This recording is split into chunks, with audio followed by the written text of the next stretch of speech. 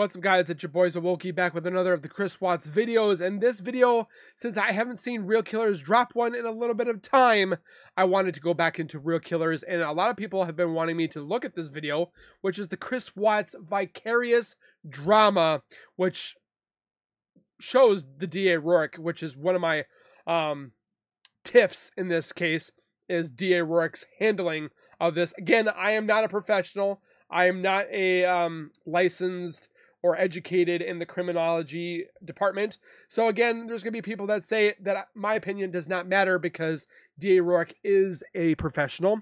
But again, we've seen a lot of things that went on in this video or this case that made no sense, did not agree or anything like that, and this is one of those videos that we need to watch. So with that being said, before we go any further, make sure you guys are subscribed to the YouTube channel by hitting that wiper icon down at the bottom right. Hit that bell icon next to it so I do post videos like this one.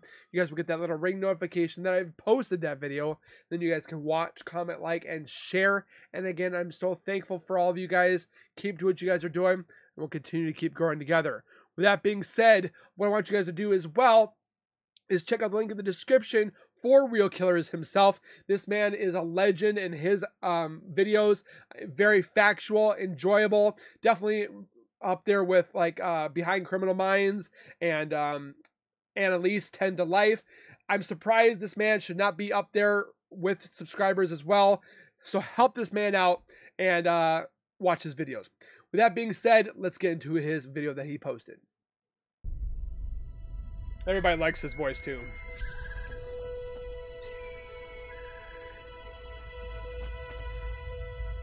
So the question we've all been scratching our heads about may have been answered by a If I actually put it up for you guys to watch. Criminal Minds. Why wasn't Nicholkessinger investigated? Like you or I would have been, especially in such a high-profile case. Behind Criminal Minds has been working on a... I guarantee if it was the other way around, or I shouldn't say that. Let's say if I was in Nicholkessinger's spot, which I wouldn't because I'm not stupid. But if I was in her spot and Chris was the female instead, okay, I guarantee that I would have been arrested. I guarantee it. I'm just saying, not because of gender roles, I'm just saying it would have been a lot different. Plus, I don't have parents that are up there in high spots that could possibly push some words around and do some digging and get my daughter or get myself under wraps, as you will, so I wouldn't go to prison. I don't have parents like that. NK does, apparently.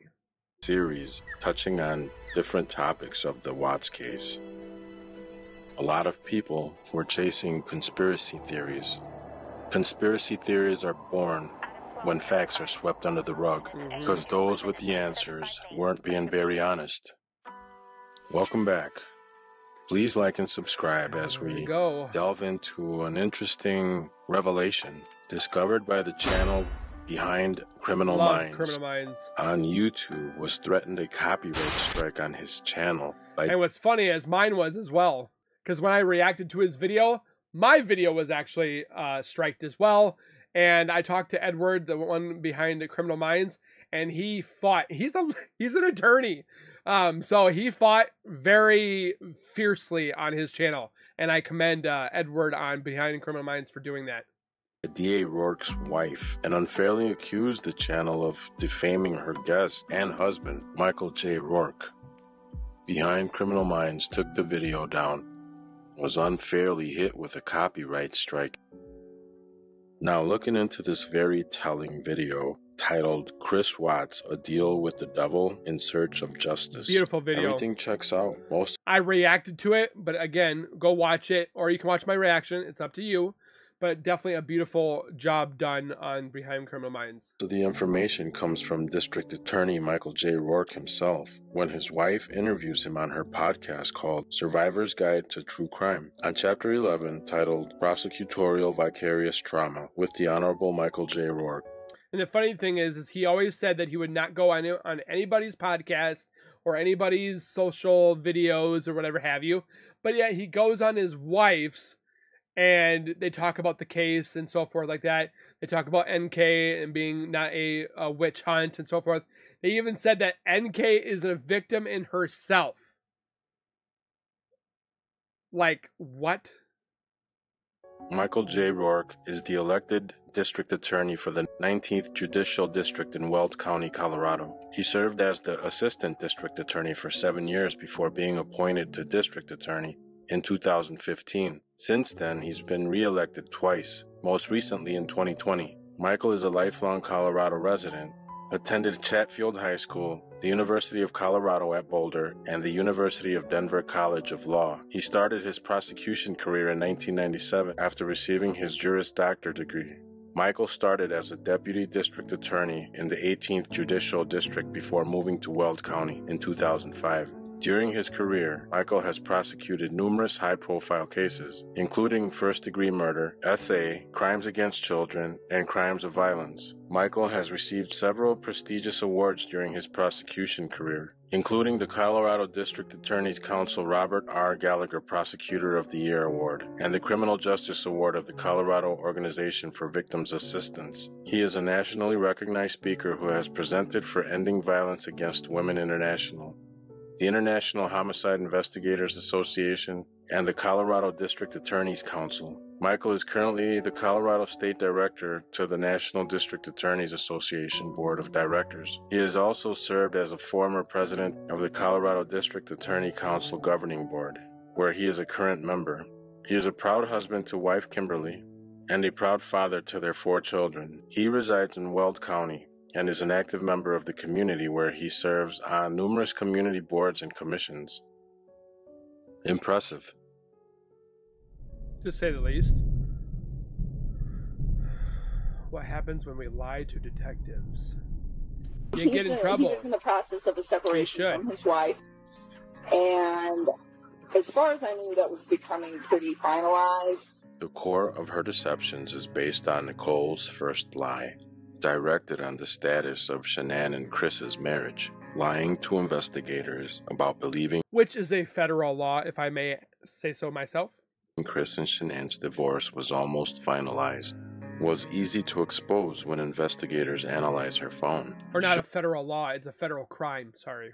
Showing and proving she is blatantly lying in her Google searches 3 weeks prior. One lie always leads to another when you're trying to hide something, and this was just the beginning for Nicole Kessinger.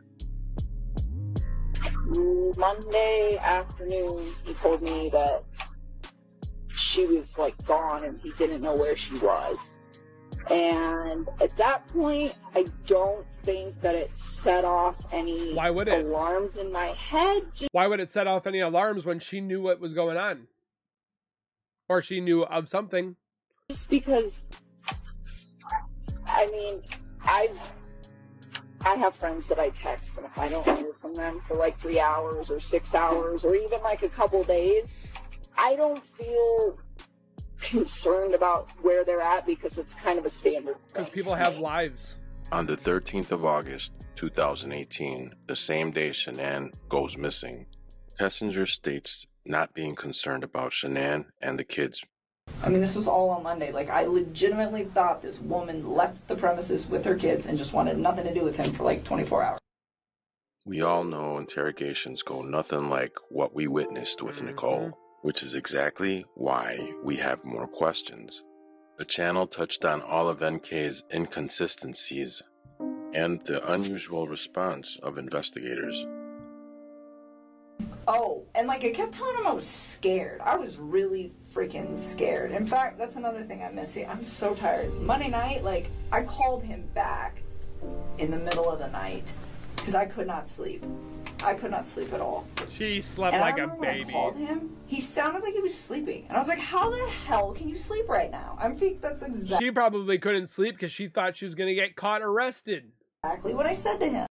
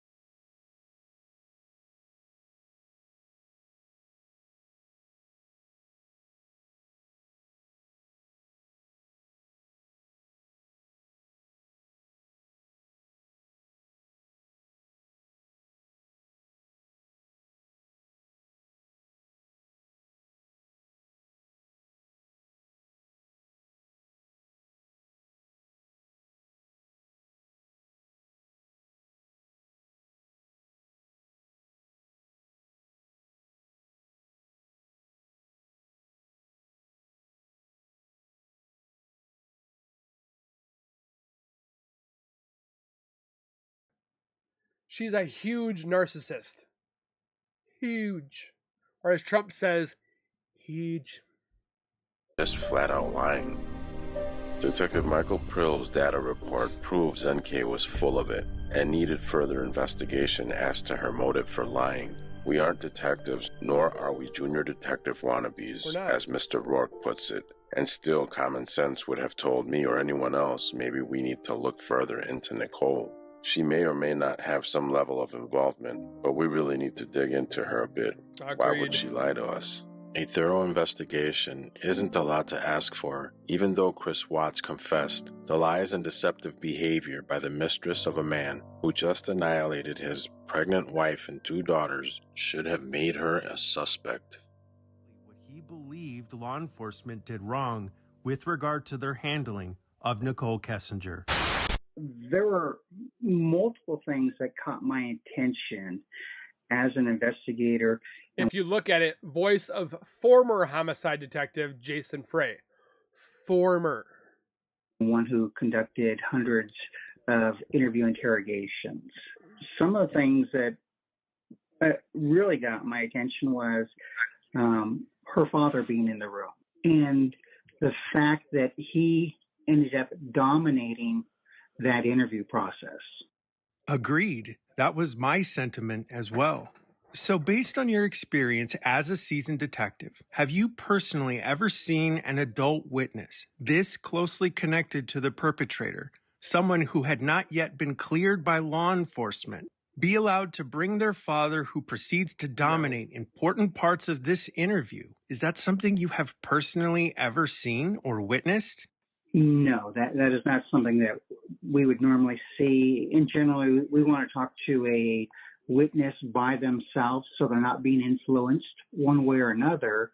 And with her father directing the investigator of how the investigation was going to be conducted was very alarming to me. Alarming is something of an understatement. Which leads me to my next question. Had you been in that position and not Detective Kobach, would you have immediately dealt with the problem of her father continually interrupting the interview and intervened in some way?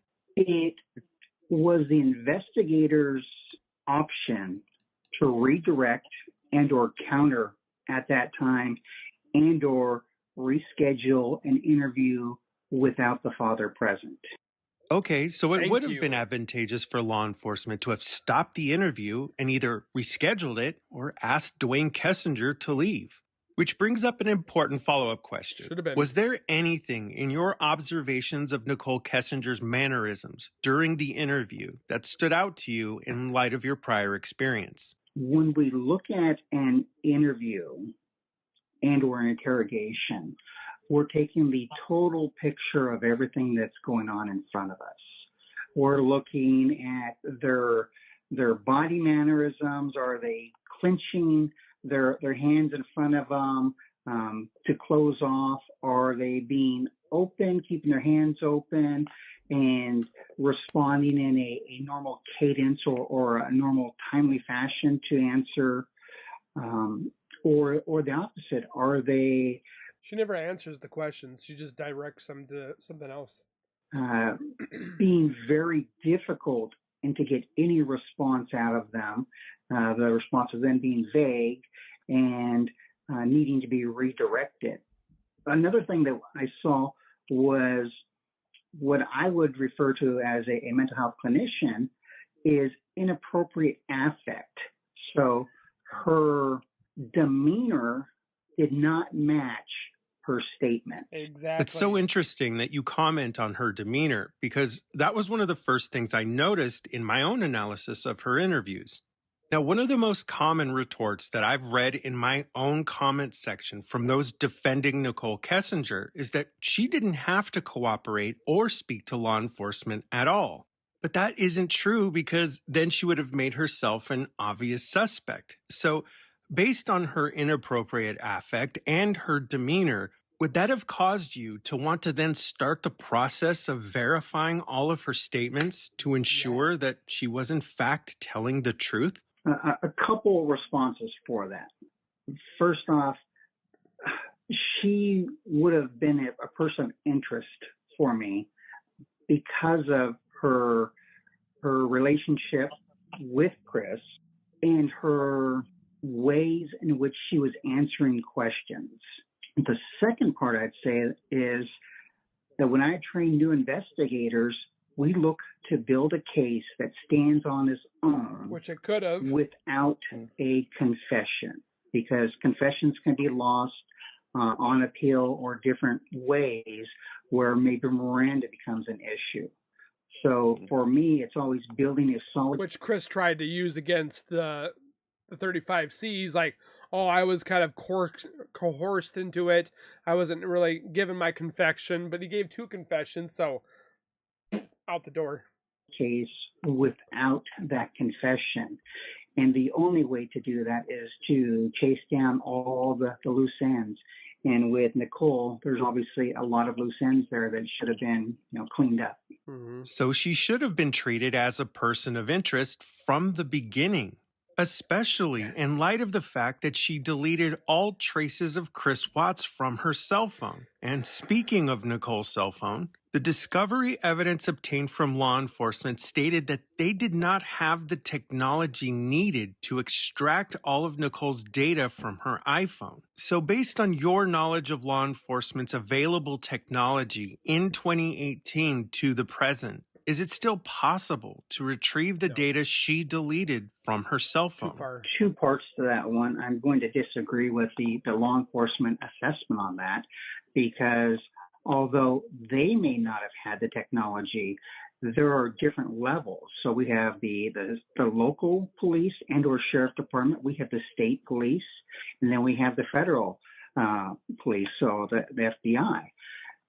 There's multiple agencies that could have gone through and done a phone dump for analysis.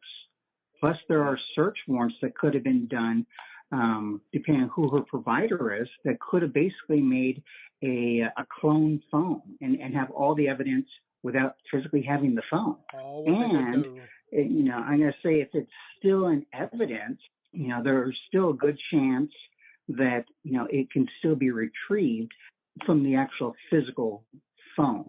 And there could be other detections on it for maybe some hidden vaults, such as communication apps and things like that. Skype. Wow, that's incredible. So not only is it possible to retrieve all of her deleted data, but it's been possible this entire time, which everyone has always suspected, but we've all been told by the DA that we are just junior detectives who wrongly think we know better. Mm-hmm. So to hear from someone who actually knows better that law enforcement responsible for this case dropped the ball is incredibly reaffirming to so many thousands of people who have taken interest in this case.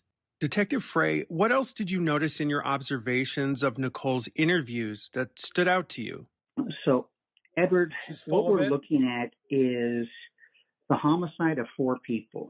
If we look at what... Thank you. This man said 4 people. 4.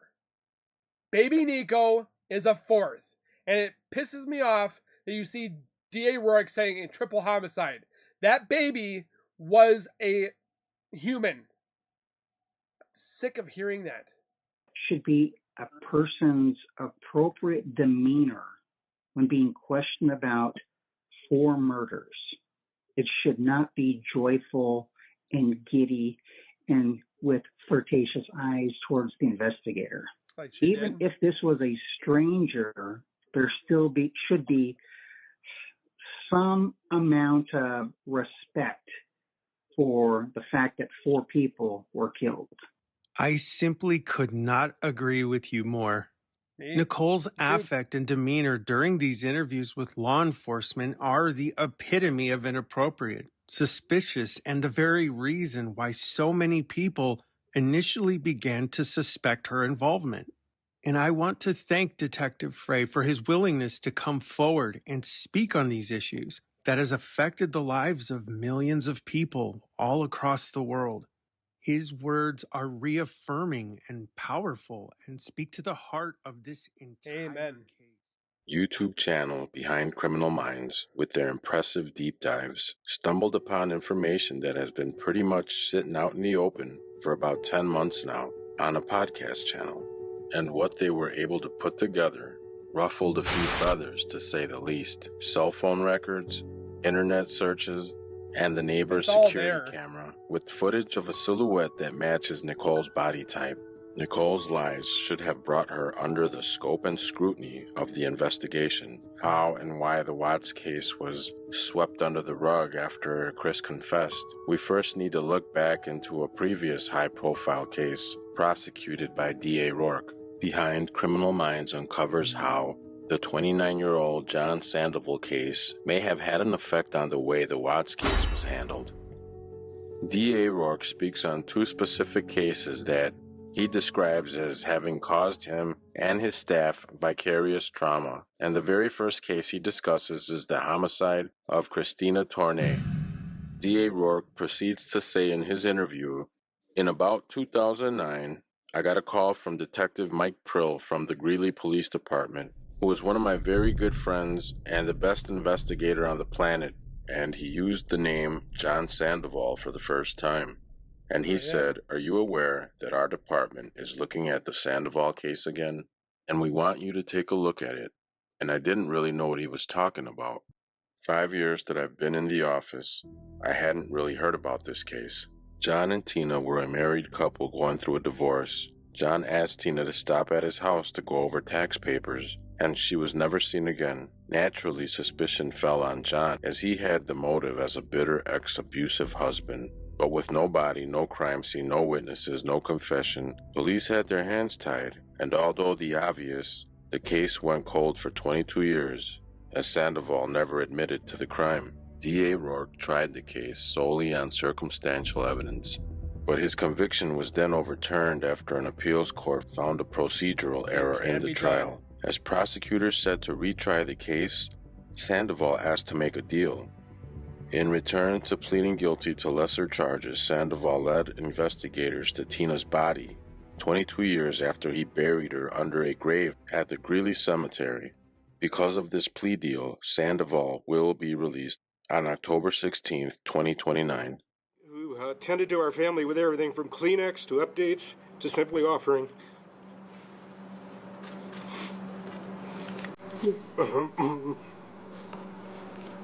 an empathetic smile.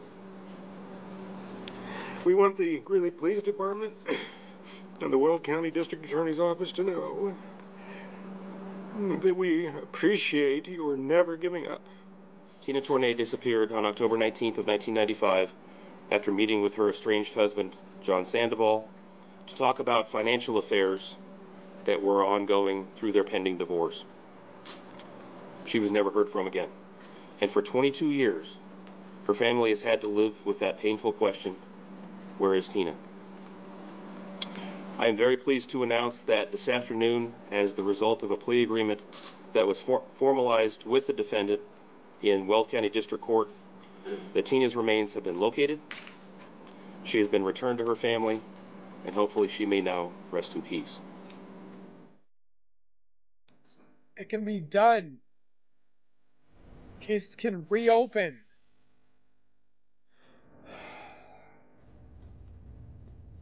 Behind Criminal Minds uncovered some enraging information about the Sandoval case via podcast Survivor's Guide to True Crime, Episode 11. During the podcast, Rourke touched on the Sandoval case, revealing in his words, "So let me put what I'm about to describe into context. As part of our investigation leading up to trial, we knew that law enforcement at the Greeley Police Department had looked at the possibility that Sandoval may have secreted her remains in a local cemetery. As part of our investigation leading up to trial, this was back in maybe the early 2000s, with the advent of a local group called Necrosearch, who's responsible for, or who are a group of volunteers of all different specialties who go out and try to find clandestine grave sites. They volunteer their time, they volunteer their equipment, They come in and testify when necessary, but they had looked at the possibility that Sandoval had buried or hid Tina's remains in a local cemetery. They went so far as to know through their investigation that the night Tina disappeared, there were 3 open graves that had been dug for funerals in the day or 2 after her disappearance. We also knew from that investigation that if there was a morning burial, so we're talking about the morning of October 20th, 1995, the afternoon and evening of the 19th, the grave would have been dug, and they would have put at the bottom of the grave a concrete pad that ultimately the casket would be lowered onto, meaning the Greeley Police Department already knew where to find Christina Tournay, and if they had just did the search, they may have never had to offer Sandoval a plea deal, giving him light at the end of the tunnel to potentially victimize someone else when he is released. So we knew what 3 graves were open. Detectives already knew karma will come back for that man. Tina was buried under one of 3 grave sites for over 10 years and never looked into it, and gave Sandoval a plea deal for information they already knew. Why wouldn't they follow up and delve into the investigation that NecroSearch had laid out for them? The Sandoval case was one of the first of its kind, as it went to trial with no confession, no weapon, no crime scene, no forensic evidence, and no remains. Obviously, the circumstantial evidence was strong for them to decide to go ahead and try the case. But again, why not go check out the grave sites? Exactly. NecroSearch is a volunteer group and wouldn't have cost the state a dime. In his wife's podcast, Rourke states, "I found out the hard way. Bella and Celeste were, like I said, 3- and 4-year-old little girls with very long glowing blonde hair who liked to run around the living room, dance, sing, and do cartwheels. We knew that because we had some social media posts that Shanann had put on her Facebook page or her Instagram, one of them, so I watched those." Wife Kimberly, in her podcast, Survivor's Guide to True Crime, asked the question, "So what I heard you say is that you really become emotionally and personally involved in this case. And I know I worked in law enforcement. One of the things that we are often told is that you can't get emotionally involved in these cases because honestly, if you do, it just drags you down and you wouldn't make it. But what I have experienced and what I have heard you say, that it seems like you have experienced the cases in which you tend to inadvertently get the most emotionally involved in, they become personal. They also open you up to the most trauma." Rourke responds, "Sure." In the analysis of the video from Behind Criminal Minds, titled "Chris Watts, A Deal with the Devil in Search of Justice," he goes on to say that DA Rourke gets deeply and emotionally involved, and that as a representative of law enforcement, one of the first things they learn is to not become emotionally involved to the outcome of a case because these same emotions can blind you from doing your job. He also says in his video that closely attached to emotions is our ego, and sometimes one of the hardest things we can do as humans is admitting when we are wrong. He would rather close out a case and put it behind him rather than admit that he made a mistake or admit he was wrong. D.A. Rourke has a history of getting emotionally involved with cases. This could very well be why Nicole Kessinger was never investigated. Rather than to implicate Nicole and give Chris a fair trial, he would rather take the guaranteed conviction and let Nicole walk than to have to admit that mistakes were made. The channel goes on to reveal D.A. Rourke's egotistical response that has provided to anyone who has ever questioned his investigation of Nicole Kessinger, or lack thereof. It's as though he genuinely believes that anyone who questions him is nothing more than an ignorant bystander advocating for a witch hunt. Well, I'm advocating for family of 4. A Deal with the Devil reveals how the Rousseks were not opposed to the death penalty, when in fact it was more of a split or undecided, with Sandy firmly wanting Chris to die, and Frank leaning more towards life with no parole. D.A. Rourke stated, "My chief deputy and I flew to North Carolina to talk to them about the process and went to Shanann's parents' house to sit down with them in their living room. what they wanted to see happen, the realities of the death penalty litigations in Colorado. And that's just not something you can have a conversation over the phone about. No. Ultimately, the outcome of that was a split. I mean, one parent wanted the death penalty. I heard both the other, parents. Shanann's father, wanted to make sure that this defendant never saw the light of day. And ultimately, he did plead guilty to everything we charged him with, in exchange for not seeking the death penalty. D.A. Rourke explained to the Ruziks why seeking the death penalty may have been a waste of time with the governor's political views. Thank you for this moment. I can just have you just identify yourself for the record. My name is Sandra Rusak, Shannon's mother. Thank you. I wanted to say thank you for this moment. I want to take a moment to thank everyone who has prayed for our beloved family, who has sent gifts, cards to us from all over the world. I know God will put the evil people where they need to be. I also want to take the time to thank the town of Frederick, Greeley, FBI, the DA's office, the CBI, for exceptional work. We thank Nicole Atkinson, Shannon's neighbor Nathan, and his family. To me, they're our heroes. They really are. God bless. God makes no mistakes on who he puts in your life. Marriage is about love, trust, and friendship and unity. We marry for sickness and health, to death do us part. Our daughter Shannon loved you with all of her heart.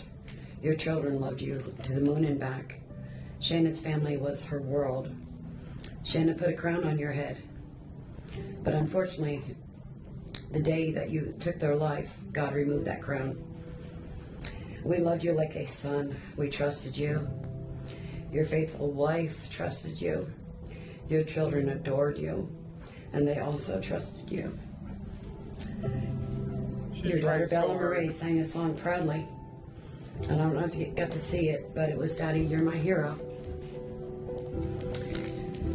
I have no idea who gave you the right to take their lives.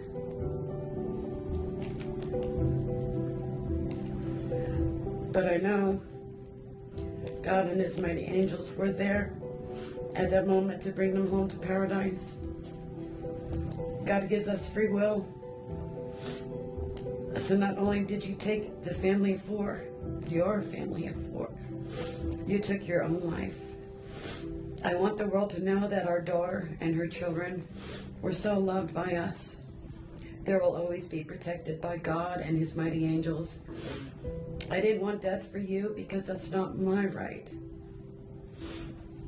Your life is between you and God now, and I pray that he has mercy for you. From Shannon's mother, Bella Marie, Celeste Catherine, and Nico Lee's, Nana. Thank you, Your Honor. Didn't even look up. Yeah, I do. Survivor's Guide to True Crime co-host and wife Kimberly asked the question to hubby and DA of Weld County, Michael J. Rourke, do you listen to true crime podcasts? And his response was, No. I do not, as she giggles in the background. In all seriousness, I don't, and Kim knows the answer to this.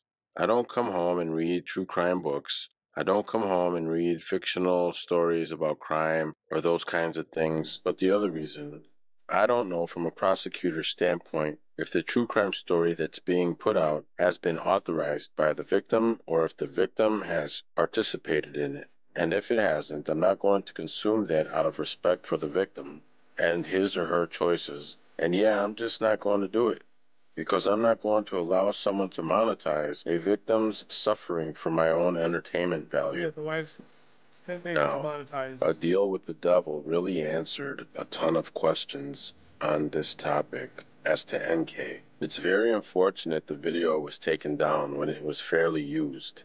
There was so much more detail and information in that video that I just could not fit into mine. If we don't want an opinion about our content, then do not make it public. When we put ourselves out there, we need to understand that not everyone will agree or see things the way we do. We can't get mad and start copyright striking channels when they were within their rights to review and assess the information. The podcast threw shame on true crime creators for simply It's all public, so it's not like we're taking away from anything. asking more questions. Nobody's trying to play junior detective. The public simply wanted answers on how someone so close to a quadruple murderer could walk away after lying, obstructing, and hiding. Well said. Edward's channel, Behind Criminal Minds, is one of the more reputable channels on YouTube. Very good channel. Every one of his videos is a deep dive. I'm sure we can all tell and agree a lot goes into his videos. He is a major advocate for justice and empathetic towards victims. I know how much time and effort goes into making a quality video, and it's BS that Edward was forced to take it down. We need to come together for creators like Edward, who was willing to go that extra mile to get the answers for us. Agreed. So I know this plea that I'm about to make is probably going to go unnoticed, go unheard, be silenced, but if D.A. Rourke ever sees this, you took it upon yourself to look at cases that were closed that need to be opened, like the 22-year-old case that we just watched. Unfortunately, he has the killer has a light at the end of the tunnel, but Nicole should be looked at. Mistakes were made. We're all human.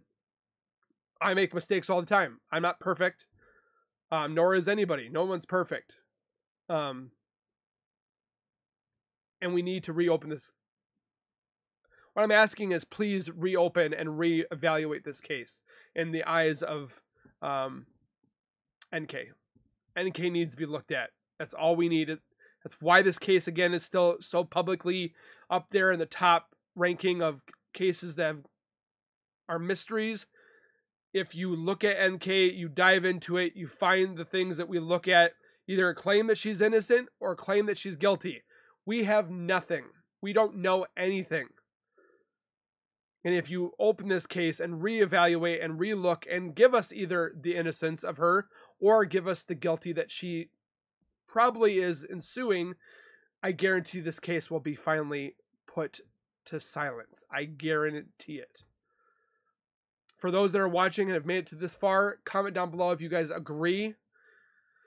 Who knows? Again, like we talked to Omar at the Tilted Lawyer, nothing is ever impossible.